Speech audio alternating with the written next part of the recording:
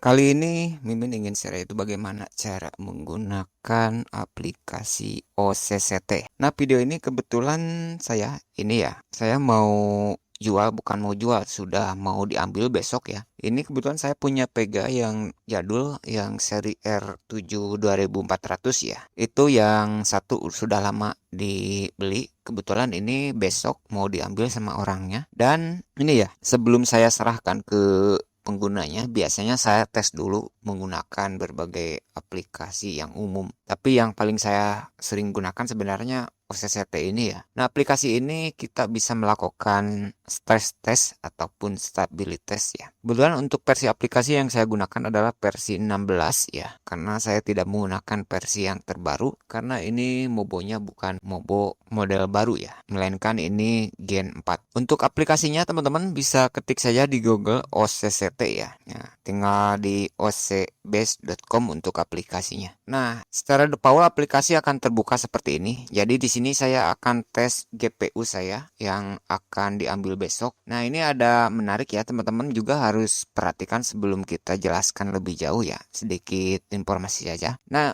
ini kebetulan untuk seri yang jadul ini ya, GPU ini walaupun yang versi lainnya sebenarnya, terutama GPU yang tidak menggunakan konektor daya PCIe 6 pin maupun 8 pin, itu biasanya kalau pakai yang power supply 500 biasanya bebannya cukup tinggi ya, karena tegangannya langsung diambil dari mainboard langsung ya, dari mobonya langsung. Nah, ini Pega ini VRAM-nya error ya, error kalau saya tes pakai power supply yang 500 watt biasa ya. Nah, ini jadi saya tesnya pakai yang pure 600. Jadi ke user juga saya cek dulu untuk power supply-nya, kebetulan 500 tapi 500 plus ya. Jadi masih bisa. Kalaupun nanti saya coba suruh tes juga pakai OCCT ke pembelinya, jika VRAM-nya error berarti power supply-nya nggak kuat ya. Karena untuk GPU seperti ini yang tidak menggunakan konektor daya terpisah itu strumnya langsung dari mainboard ya. Apalagi kalau power supply-nya mungkin yang 100 ribuan mungkin tidak akan kuat ya. Nah, di sini langsung saja ya ke panel-panelnya. Di sini ada CPU dan RAM, ada CPU, ada link pack, memori, 3D adaptive, VRAM, storage, power, monitoring only, combined. Nah, di video sebelumnya saya pernah ini ya bahas singkat seputar power tapi belum ke aplikasinya. Nah, ini kita singkat saja. Di sini ada stability certificate, ada ini ada monitoring, ada sistem tuning, ada sistem info. Ya, yang ini saya tidak akan jelaskan, tetapi kita fokus ke stabilitas. Nah, jika teman-teman ingin coba stres ke CPU dan RAM, silahkan pilih yang bagian ini.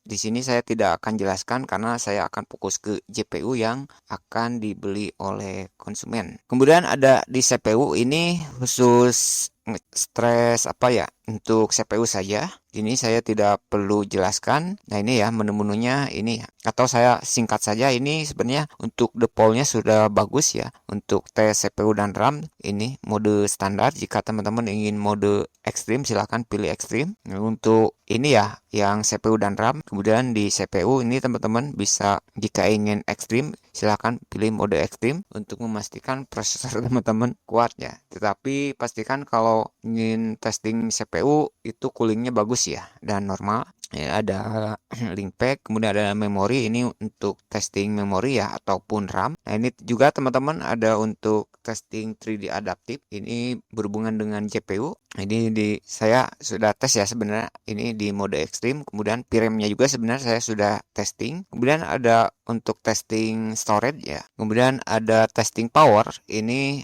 testing power teman-teman juga bisa, misalkan teman-teman beli power supply yang bekas, teman-teman bisa tes dulu powernya ya menggunakan OCCT ini. Ada monitoring only, kemudian teman-teman juga bisa melakukan kombinasi ya. Misalkan semuanya teman-teman ingin tes ya, misalkan seperti ini. Jadi CPU, RAM, GPU, memori, 3D adaptive, VRAM semuanya teman-teman tes begitu ya. Ini juga sering saya lakukan kalau misalkan saya tes ini normal, yang terakhir biasanya saya kombinasi gunakan begitu ya. Oke, mudah-mudahan yang ini sudah paham ya. Untuk yang lain yang memori teman-teman tinggal sesuaikan gitu ya. Tetapi saya di sini akan ke VRAM saja. Untuk 3D adaptive ini kebetulan sudah saya tes tidak masalah, tapi biasanya kalau VRAM apalagi kalau bekas seperti GPU mining itu teman-teman harus hati-hati juga ya.